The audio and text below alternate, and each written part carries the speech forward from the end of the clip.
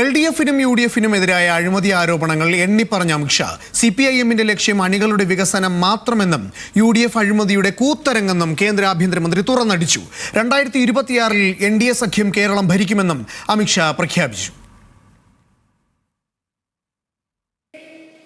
केरल की जनता ने कई साल तक दोनों को मौके दिए, मगर दोनों ने किया क्या? हिंसा, भ्रष्टाचार, वोट बैंकों की निर्मिति, एपीसमेंट और देश विरोधी तत्वों का केरल में पनाहगाह बनाने का काम किया है. क्यों केरल की लेफ्ट सरकार ने PFI को प्रतिबंधित नहीं किया और PFI बढ़ता बढ़ता बढ़ता भारत के अन्य हिस्सों में जब गया तब मोदी जी ने PFI को बैन कर सारे राष्ट्र विरोधी लोगों को जेल की सलाखों के पीछे डालने का काम किया. मैं केरल के मतदाता भाइयों बहनों को कहने आया हूं कि 2026 का चुनाव NDA बीजेपी के नेतृत्व में, मोदी जी के नेतृत्व में सरकार बनाने के लिए लड़ने जा रहा है. തദ്ദേശ തെരഞ്ഞെടുപ്പിൽ തൃശൂർ, തിരുവനന്തപുരം കോർപ്പറേഷനുകളിൽ ഭരണം പിടിക്കണമെന്ന് അമിത്ഷാ നേതൃയോഗത്തിൽ നിർദ്ദേശം നൽകി. തിരുവനന്തപുരത്തെ പുതിയ സംസ്ഥാന ഓഫീസ് ഉദ്ഘാടന ചടങ്ങിൽ നിന്ന് കേന്ദ്രമന്ത്രി സുരേഷ് ഗോപി വിട്ടുനിന്നു. VS അനുവാണ് വിവരങ്ങളുമായി ചേരുന്നത്.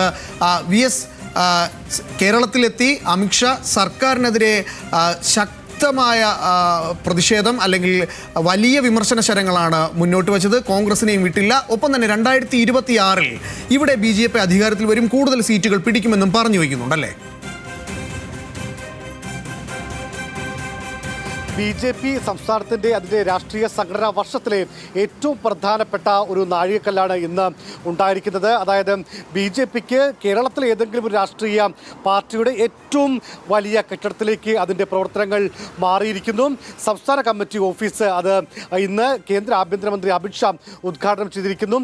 KG മാരാർ, കേരളത്തിൽ വിവിധയിടങ്ങളിൽ കാൽനടയായും ബസ്സിലും സഞ്ചരിച്ച് പാർട്ടി വളർത്തിയ KG മാരാരുടെ പേരിലുള്ള മാരാർജി ഭവനം ഇന്ന് അമിത്ഷാ പാർട്ടി പ്രവർത്തകർക്ക് വേണ്ടി ഇന്ന് തുറന്നു കൊടുത്തു. രാവിലെ അദ്ദേഹം അവിടെ എത്തുകയും വൃക്ഷത്തെ നടുകയും അതിനുശേഷമാണ് പാർട്ടി ഓഫീസിൻ്റെ ഔദ്യോഗികമായ ഉദ്ഘാടനം നിർവഹിച്ചത്. അതിനുശേഷം പുത്തരിക്കണ്ട മൈതാനത്താണ് അദ്ദേഹം പ്രവർത്തകരെ അഭിസംബോധന ചെയ്തത്. അഭിസംബോധനയിൽ കേരളത്തിലെ ഇടതു വലത് മുന്നണികൾക്കെതിരെ നിശ്ചിതമായ വിമർശനം അദ്ദേഹം ഉന്നയിച്ചു. പ്രത്യേകിച്ച് അഴിമതി എണ്ണിപ്പറഞ്ഞുകൊണ്ടുള്ള വിമർശനമാണ് അദ്ദേഹം നടത്തിയത്.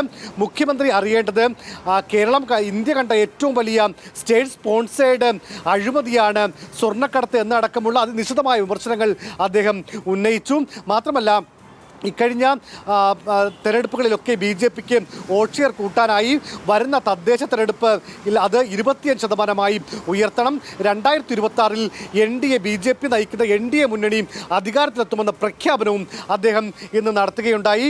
അതേസമയം ഈ BJPയിൽ ഇതുവരെ ഉണ്ടായിരുന്ന വോട്ട് ഷെയർ കൂട്ടിയ മുൻ അധ്യക്ഷൻ K. സുരേന്ദ്രനെ അനുമോദിക്കാനും അദ്ദേഹം മറന്നില്ല. അത്തരം പ്രവർത്തനങ്ങളുമായി അദ്ദേഹം ഈ അമിത്ഷാ മുന്നോട്ട് വെക്കുമ്പോൾ ഇന്ന് നടന്ന നേതൃയോഗത്തിൽ അദ്ദേഹം വരുന്ന തദ്ദേശ തെരഞ്ഞെടുപ്പിൽ 2 കോർപ്പറേഷനുകൾ പിടിക്കണം. അതായത് തിരുവനന്തപുരവും തൃശ്ശൂരും കോർപ്പറേഷനുകൾ പിടിക്കണം.